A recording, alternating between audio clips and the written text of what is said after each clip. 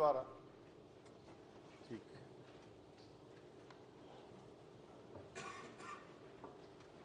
Doctor Renu Ajit Jogi. मैं माननीय कृषि मंत्री जी से जानना चाहूँगी कि वर्तमान में पोलावरम बांध की क्या स्थिति है और ये कब तक पूर्ण कर लिया जाएगा।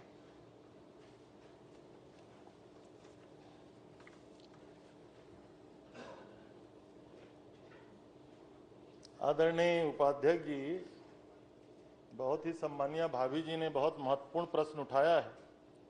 अब पोलावरम दूसरे स्टेट की प्रोजेक्ट है, अब वो क्या स्थिति में है, कब तक पूर्ण किया जाएगा, मैं समझता हूँ इसका उत्तर देना मेरे लिए संभव नहीं है, लेकिन महत्वपूर्ण प्रश्न है भाभी जी। इसके आगे आप कुछ जानना चाहेंगी स्टेट के संदर्भ में तो मैं उसका उत्तर दे लूँगा। मैं माननीय कृषि मंत्री जी से जानना चाहूँगी कि उन्होंने लिखा है कि 9 गांव इसमें डूब में आ रहे हैं और लगभग 18,000 व्यक्ति प्रभावित होंगे। और पूर्व में इसी विषय पर माननीय मंत्री कवासी लखमा जी ने भी एक ध्यानाकर्षण लगाया था। उस समय जानकारी मिली थी कि करीब 85 मजरा टोला और 19 गांव इसमें डुबान में आ रहे हैं और दोरला और कोया जाति जो विलुप्त होती हुई जनजाति है वो भी इस जब बांध का निर्माण होगा तो डूब में आ जाएगी और विभिन्न प्रकार की वन प्रजातियां जो दुर्लभ हैं और 13 किलोमीटर का एरिया छत्तीसगढ़ का डूबेगा। और इससे तब ये संकल्प पारित हुआ था कि केंद्र शासन को इस बारे में लिखा जाएगा, क्योंकि सिंचाई का कुछ भी रकबा यहाँ नहीं मिलेगा, सारा का सारा आंध्र प्रदेश में जाएगा।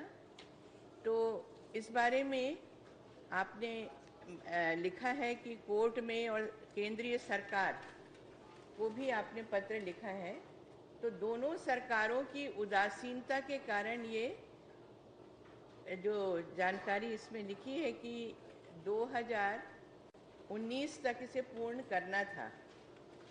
तो अभी वर्तमान में आपने क्या सुप्रीम कोर्ट में या केंद्र सरकार की तरफ कुछ लिखा है, क्योंकि हमारे ही आदिवासी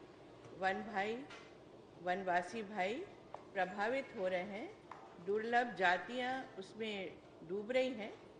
और अंतिम प्रश्न मैं इसमें और कर लूं कि आंध्र प्रदेश में कितना मुआवजा प्रति एकड़ किसानों को दिया जा रहा है और छत्तीसगढ़ में क्या प्रस्ताव है प्रति एकड़ मुआवजा देने का। माननीय उपाध्यक्ष जी, आदरणीय भाभी जी ने जो प्रश्न किया 9 गांव के बारे में उत्तर में स्पष्ट है।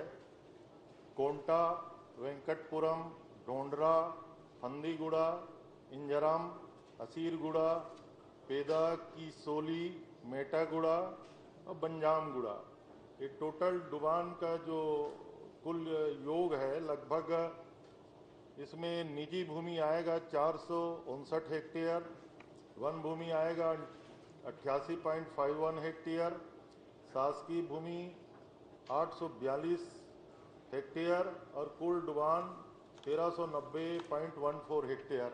निश्चित रूप से ये छत्तीसगढ़ की भूमि है जो डुबान में आएगी। आपने सुप्रीम कोर्ट के बारे में प्रश्न किया। छत्तीसगढ़ शासन का वाद क्रमांक 3/2011 पोलावरम पर हम लोगों ने आपत्ति की हुई है और उसके कुछ कारण जो सुप्रीम कोर्ट में लगाए हैं उसका मूल रूप से बात ये है कि पोलावरम का बैक वाटर की जो डुबान का लेवल है 177.44 फीट, ये 150 फीट ही होना चाहिए जो पारित जो गोदावरी जल विवाद अभिकरण है उसके अनुसार, और इसको किया गया है 177.44। तो ये गोदावरी जल विवाद के द्वारा पारित अवार्ड का उल्लंघन है, नंबर 1। नंबर दूसरा, इसमें छत्तीसगढ़ राज्य में कोई जन सुनवाई नहीं हुई है। नंबर तीसरा, पेशा एक्ट के तहत छत्तीसगढ़ राज्य के डुबान प्रभावित गांवों में ग्राम सभा की सहमति भी प्राप्त नहीं की गई है। और एक बिंदु और है माननीय कि सुरक्षा तटबंध जो वहाँ के जो डैम प्रस्तावित है उसमें लगभग 30 किलोमीटर तक 50 फीट ऊंचाई के सुरक्षा तटबंध प्रस्तावित किया गया है और उसमें कहा गया है कि इसमें लगभग 24,630 HP के पंपों के माध्यम से बैक वाटर को सबरी नदी में डालने का प्रस्ताव है। वो छत्तीसगढ़ के लिए बिल्कुल व्यवहारिक नहीं है, इसलिए हम लोगों ने इसको सुप्रीम कोर्ट में लगाया हुआ है। अन्य राज्यों ने भी इसको अभी सुप्रीम कोर्ट में लगाया है और मैं ऐसा समझता हूं कि जब तक के ये सुप्रीम कोर्ट से तीनों राज्यों की सुनवाई नहीं हो जाएगी, आखिरी रीट में फैसला नहीं आ जाएगा, पोलावरम का काम इतनी जल्दी पूरा होने वाला नहीं है।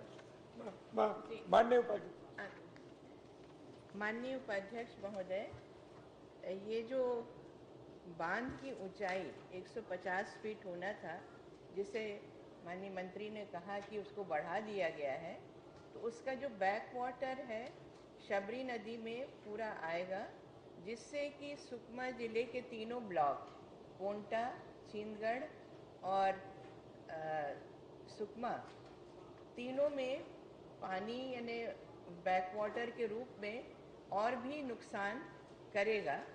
तो इसके बारे में भी हमारी सरकार को विचार करना चाहिए और गंभीरता से करना चाहिए, क्योंकि सारा नुकसान तो छत्तीसगढ़ का हो रहा है। और इस सुप्रीम कोर्ट में आप लोग तत्परता से और अच्छे से अपना केस प्रेजेंट करें, यही मेरी मतलब इच्छा है कि नुकसान छत्तीसगढ़ की धरती को ना हो और यहाँ के लोग भी जो 18,500 के लगभग प्रभावित हो रहे हैं, उनको उचित मुआवजा दिया जाए। तो मुआवजे की राशि आपने नहीं बताई है, कृपया बताएंगे। माननीय मंत्री, अभी तो माननीय उपाध्यक्ष जी, अभी तो डिस्प्यूट ही है, अभी तो कंपनसेशन और एक्विजिशन की कार्रवाई तो लंबी, अभी वो दूर तलक बातें हैं। और दूसरी बात है भाभी जी, आपने चिंता व्यक्त की, सारी आपकी चिंताओं को लेकर के राज्य सरकार माननीय उच्चतम न्यायालय में रिट दायर किया हुआ है। 2 अन्य राज्य उड़ीसा और तेलंगाना ने भी किया हुआ है। ये पहले स्टेट प्रोजेक्ट था आंध्र प्रदेश का, इसको अब सेंट्रल प्रोजेक्ट बनाया गया है, केंद्र की राशि इसमें लगातार दिया जा रहा है। लेकिन अब जब तक सुप्रीम कोर्ट में सारे मामले जिनका जिक्र आपने किया, जिनका जिक्र मैं भी किया, ये जब तक निराकृत नहीं हो जाएगा, मैं ऐसा समझता हूँ कि इसमें बहुत ज्यादा आगे कार्रवाई करने की स्थिति में ना हम होंगे, ना आगे की सरकार होगी। माननीय उपाध्यक्ष महोदय। माननीय अजय चंद्राकर जी।